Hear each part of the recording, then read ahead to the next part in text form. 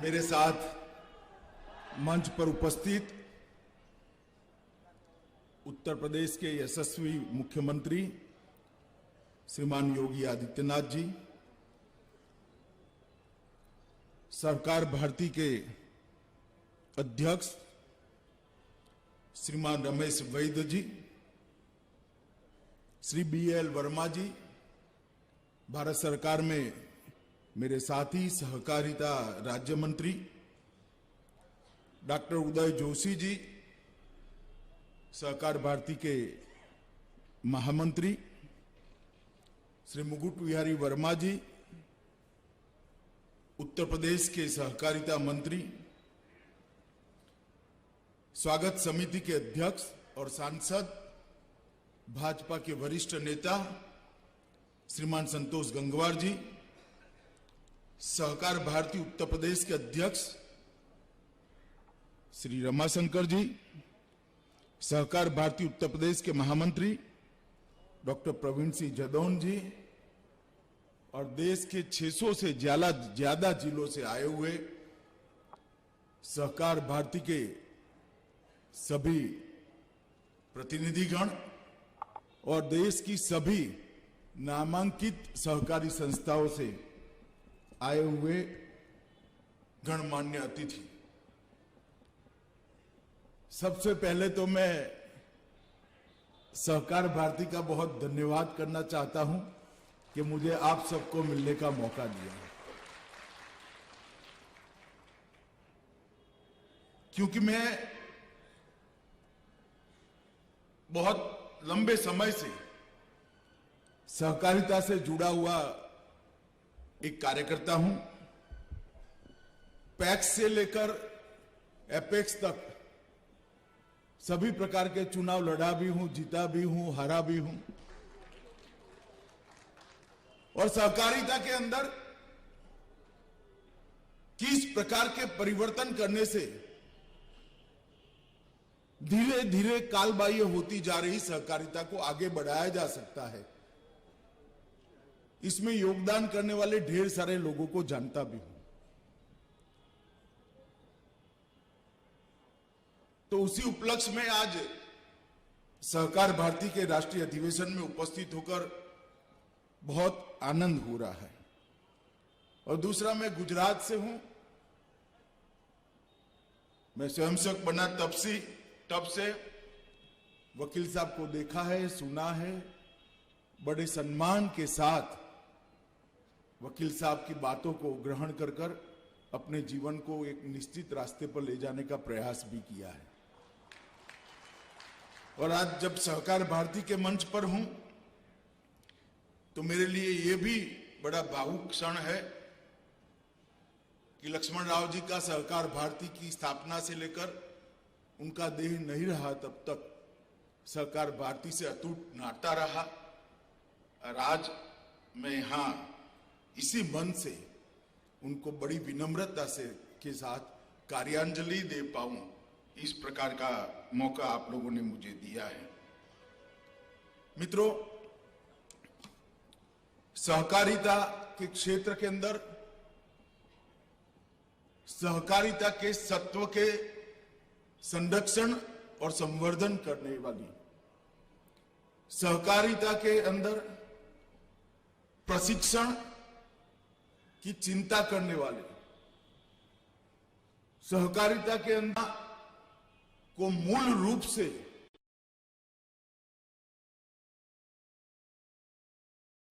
अखिल भारतीय संस्था नहीं है। मेरी जानकारी में अकेली सहकार भारती ये काम करती है,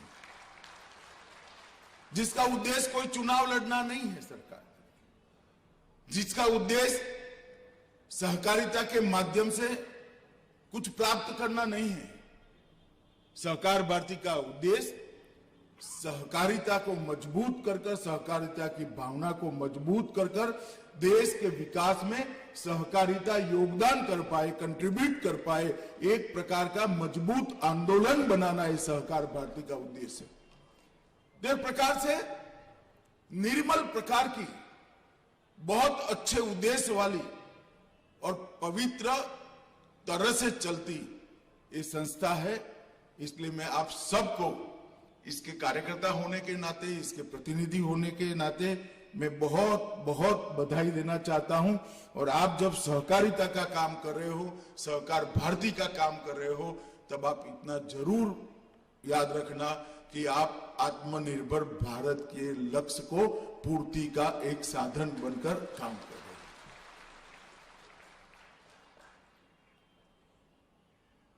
हो। लगभग 27 प्रदेश, 600 से भी ज्यादा जिले और अनेक प्रकार की सहकारिता के क्षेत्रों के अंदर सहकार भारती ने अपना व्याप पहुंचाया है, अपने काम को पहुंचाया है। आज एक छोटा सा बीज जो बोया गया था, उसको एक वटवृक्ष के रूप में यहां पर इस सभागार में हम देख रहे हैं। और ये आपका 7वें अधिवेशन में 600 जिलों से 3000 से ज्यादा प्रतिनिधि यहां आए हैं। वो बताता है कि सहकार भारती कितना अपने काम को बढ़ाने में इतने सालों के अंदर सफल हुई है। मित्रों, बहुत सालों से देश भर के सहकारिता के साथ जुड़े हुए कार्यकर्ता, संगठन, सहकारी समितियां और अलग अलग संगठनों की मांग थी कि सहकारिता को मजबूती प्रदान करनी चाहिए। सहकारिता को अगर मजबूती प्रदान करनी है तो भारत सरकार में एक अलग सहकारिता मंत्रालय बनाना चाहिए। और वो सहकारिता मंत्रालय धीरे धीरे अलग अलग कारणों से कालबाह्य होता जा रहा सहकारिता के आंदोलन को फिर से एक नई जोम, नई ऊर्जा, नया उत्साह दे और सहकारिता आंदोलन आज भी रिलेवेंट तरीके से देश के विकास के अंदर कंट्रीब्यूट कर पाए। मुझे आप सबको कहते हुए आनंद होता है कि मोदी जी को देश की जनता ने जब दूसरी बार पूर्ण बहुमत की सरकार दी, उसकी दूसरी ही कैबिनेट में उन्होंने विचार रखा था कि एक सहकारिता मंत्रालय का गठन करना चाहिए। और आज हम सब के लिए आनंद का विषय है, देश के प्रधानमंत्री ने सहकारिता विभाग का गठन कर दिया। और मेरे लिए सौभाग्य का विषय है कि उन्होंने देश के पहले सहकारिता मंत्री बनने का मुझे मौका दिया है। सहकारिता मंत्री कोई पद नहीं है, सहकारिता मंत्री जिम्मेदारी है, मैं बहुत अच्छे तरीके से जानता हूं। वैकुंठ भाई मेहता, वीके पाटिल, धनंजय राव गाडगिल, लक्ष्मण राव इनामदार, ऐसे कई सारे लोगों ने जो परंपरा खड़ी करी है, जिस प्रकार से सहकारिता को भारत की आत्मा के साथ ओतप्रोत किया है, इस यात्रा को आगे ले जाना, उसको गति देना, उसको नई दिशा देना और गंतव्य स्थान पर पहुंचाना एक बहुत बड़ी जिम्मेदारी है, मुझे मालूम है। मगर सहकारिता की जब बात करते हैं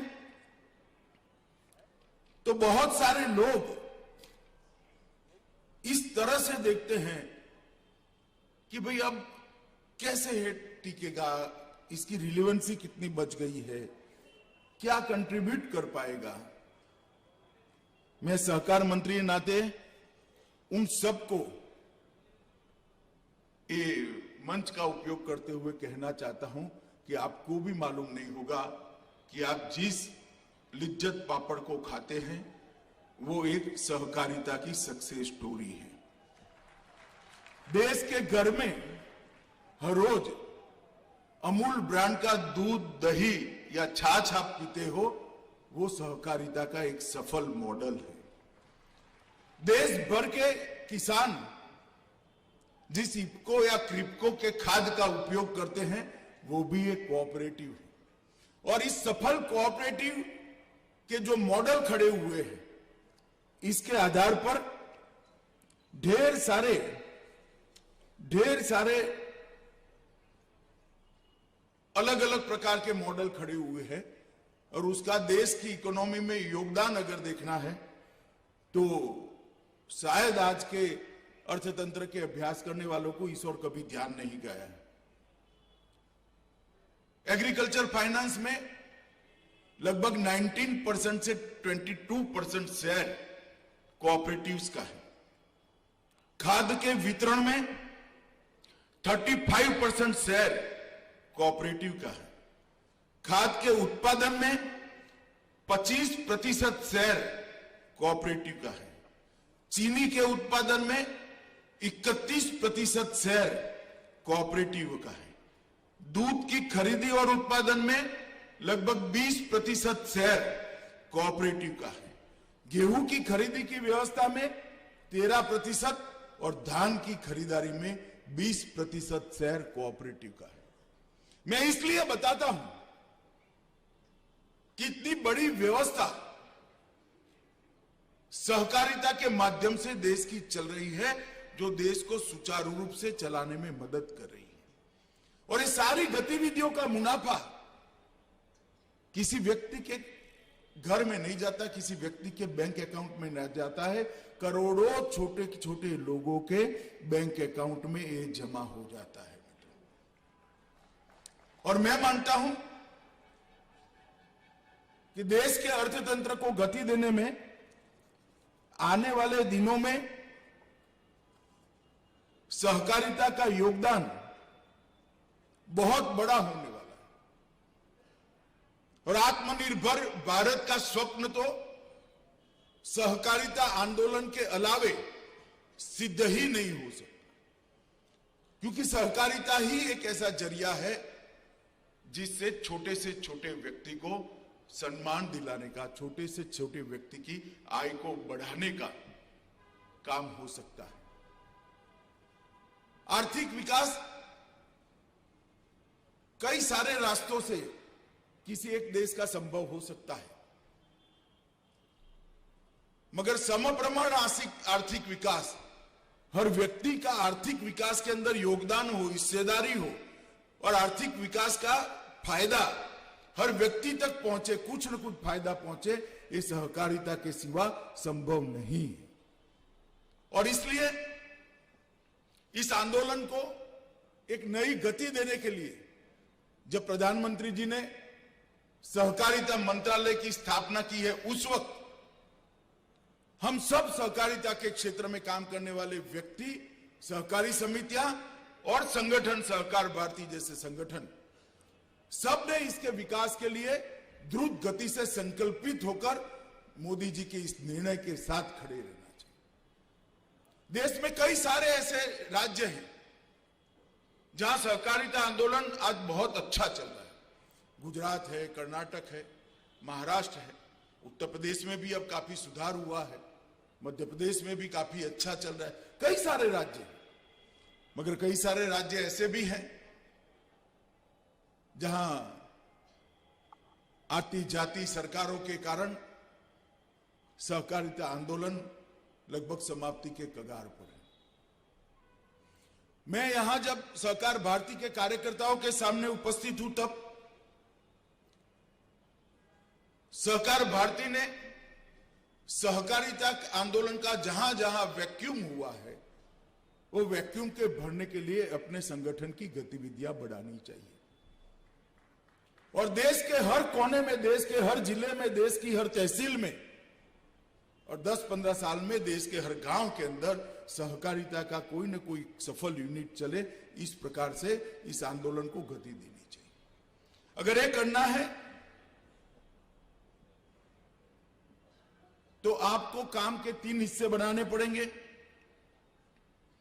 संगठन का प्रचार प्रसार और व्याप बढ़ाने की 3 हिस्सों में रणनीति बनानी पड़ेगी। एक तो सहकारिता की दृष्टि से डेवलप स्टेट,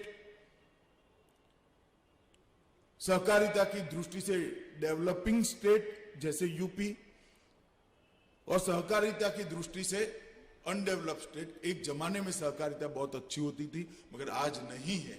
इस प्रकार के 3 राज्यों के हिस्से बनाकर अपनी अपनी संगठन को बढ़ाने का काम करना पड़ेगा।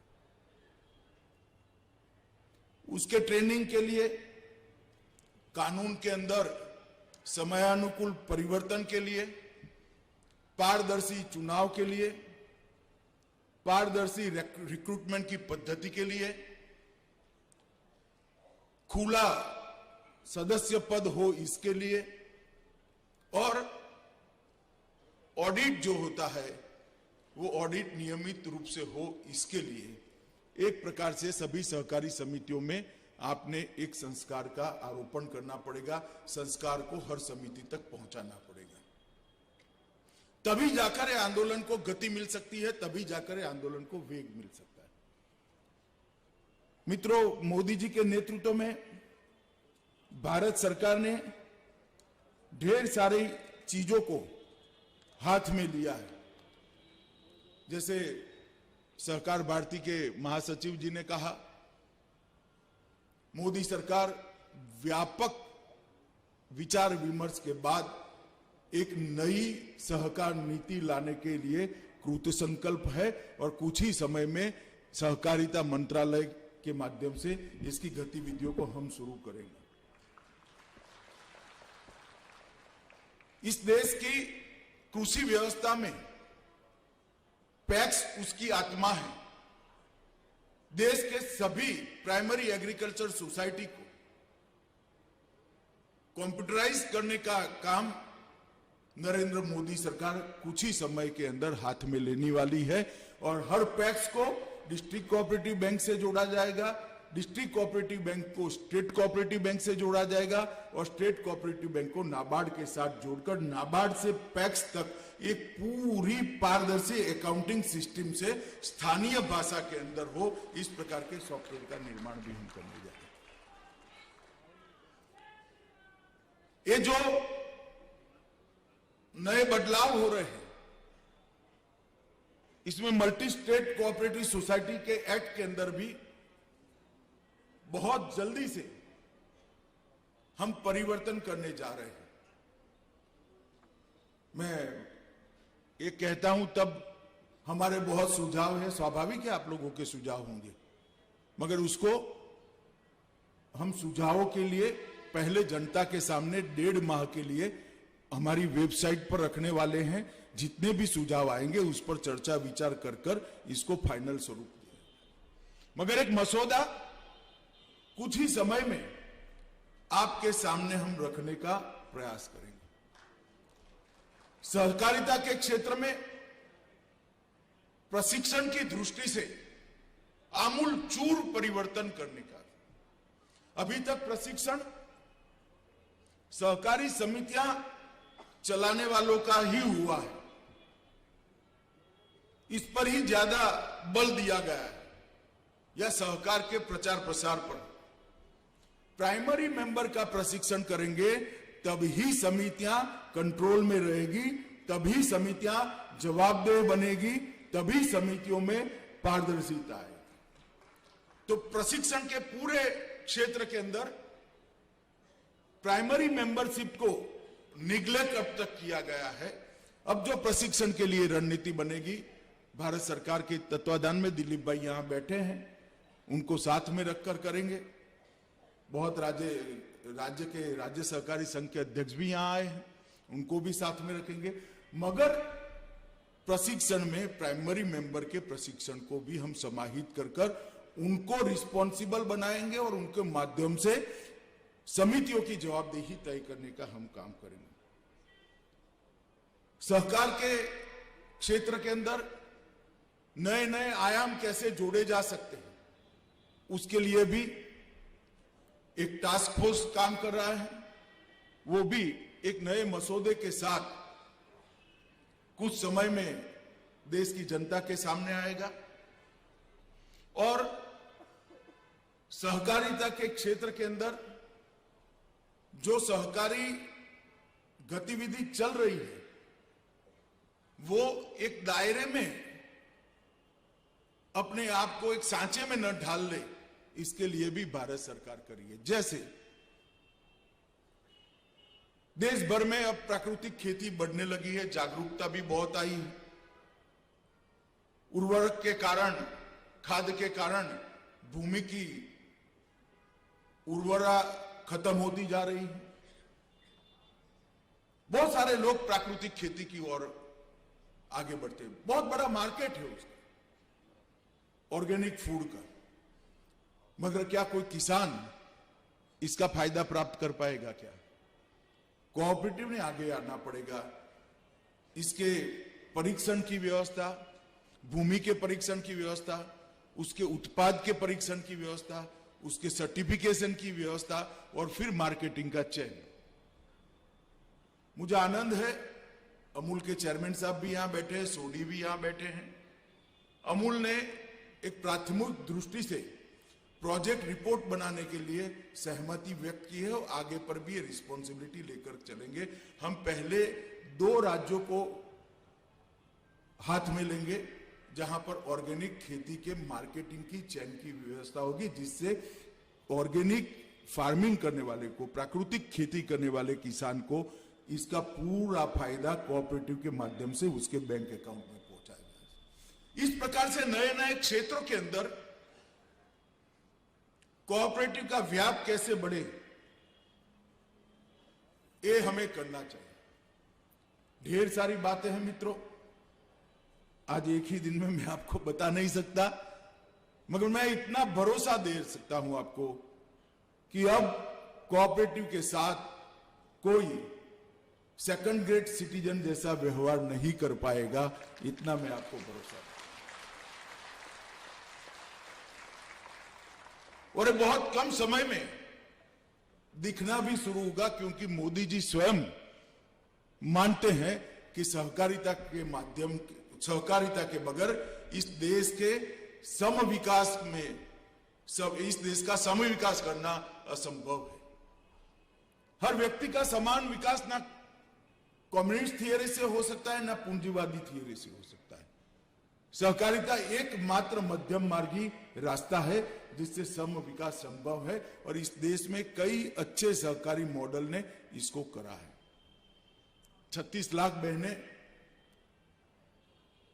अमूल में दूध देकर सोमान के साथ जी रही हैं। बहुत बड़ा है, उदाहरण है, और यही मॉडल को हमने आगे बढ़ाना पड़ेगा। मगर आज जब मैं आपके बीच में बोल रहा हूं, तब मैं आप लोगों को भी कुछ कहना चाहता हूं। सहकार भारती अपने संगठन को, जैसे मैंने पहले बताया, ऐसे जहां पर कोऑपरेटिव का रीच गांव तक नहीं है, वो राज्यों में नए कोऑपरेटिव बनाने में अपने संगठन का उपयोग कर सकती है क्या? मुझे लगता है कि हमने संगठन की शक्ति बढ़ाने पर तो जरूर ध्यान देना चाहिए, इसके साथ साथ संगठन की सुगंध बढ़ाने में भी हमने ध्यान रखना चाहिए, और ये तभी बन सकती है कि जब वैक्यूम को हम भरेंगे। दूसरा काम है, आप जितनी भी डिमांड दे रहे हैं, मैं कई बार मिला हूं, गुजरात में भी मिला हूं, सहकारिता मंत्री बनने के बाद भी मिला हूं। प्रॉब्लम के साथ सॉल्यूशन भी लेकर आना चाहिए। सॉल्यूशन का सुझाव उसको फाइनल नहीं मानना चाहिए, परंतु सॉल्यूशन लेकर आना चाहिए। सहकारिता के क्षेत्र में ढेर सारी चीजें जो स्वस्थ रूप तरीके से नहीं चलती है, इसके लिए सहकार भारती ने थिंक टैंक कर काम कर इसके सॉल्यूशन पर अलग अलग क्षेत्र के एक्सपर्ट्स के साथ मिलकर काम करना चाहिए, और सहकारिता मंत्रालय को ये निष्कर्ष भी देने चाहिए। जैसे पारदर्शी चुनाव कैसे हो, ओपन मेंबरशिप कैसे हो, ट्रेनिंग का मॉडल क्या हो सकता है, रिक्रूटमेंट के अंदर जो करप्शन है इसको कैसे समाप्त कर सकते हैं। ऐसी ढेर सारी चीजें हमें भी मालूम है। इसके कारण सहकारिता आंदोलन आज निर्बल हो रहा है, इररिलेवेंट हो रहा है। ये सारी चीजों को हम कैसे बदल सकते हैं, वो सॉल्यूशन ढूंढने का काम भी सहकारिता के क्षेत्र में काम करने वाले सहकार भारती जैसे संगठन कर सकते हैं। और एक पॉलिसी डॉक्यूमेंट बनाकर अगर आप भारत सरकार के सहकारिता मंत्रालय को देंगे तो मुझे भरोसा है कि सभी राज्य सरकारों के साथ में रखकर हम जरूर उसको प्रभावी रूप से लागू करने के लिए प्रयास कर सकते हैं। मित्रों, हम उत्तर प्रदेश में हैं। उत्तर प्रदेश के साथ इस सभागार में जो लोग बैठे हैं, आप भी, मैं भी, कई सारे आंदोलनों के कारण हम उत्तर प्रदेश से जुड़े रहे हैं। अभी 2 दिन पहले, 3 दिन पहले मोदी जी ने बाबा विश्वनाथ कॉरिडोर का लोकार्पण किया।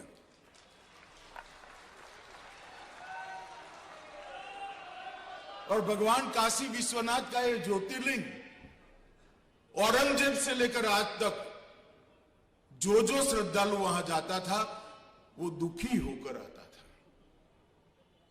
वहां की स्थिति को देखकर मेरा आप सबसे आग्रह है, सभी लोग हो सके तो काशी दर्शन कर जाना, दिव्य शांति का अनुभव आप लोग।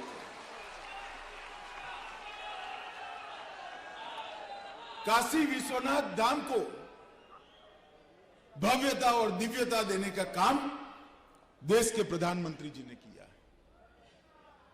कई सालों से अयोध्या में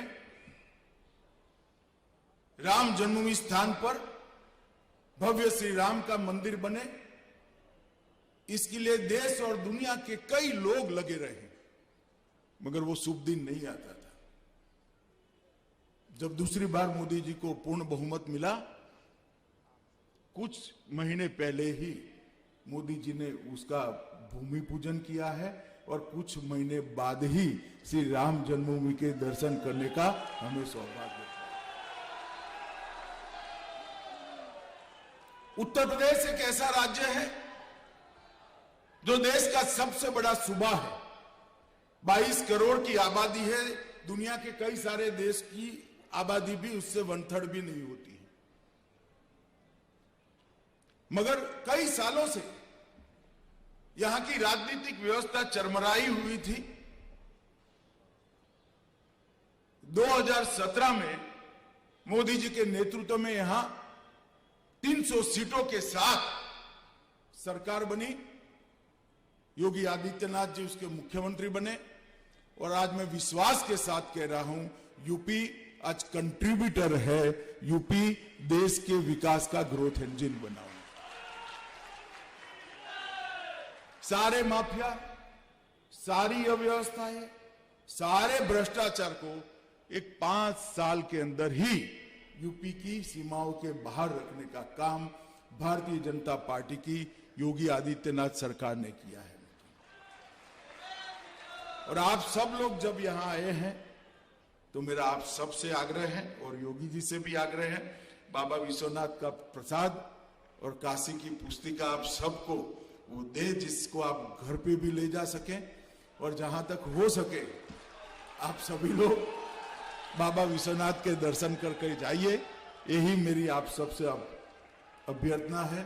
मैं बहुत आशाओं के साथ आप सबके बीच में आया हूं। सहकार भारती एक सहकारिता के क्षेत्र में नया बदलाव लाने के लिए नए सहकारिता विभाग की सहायक बनेगी, इसकी मुझे श्रद्धा है। बहुत बहुत अनंत शुभकामनाएं देकर मेरी बात को विराम देता हूं। वंदे मातरम।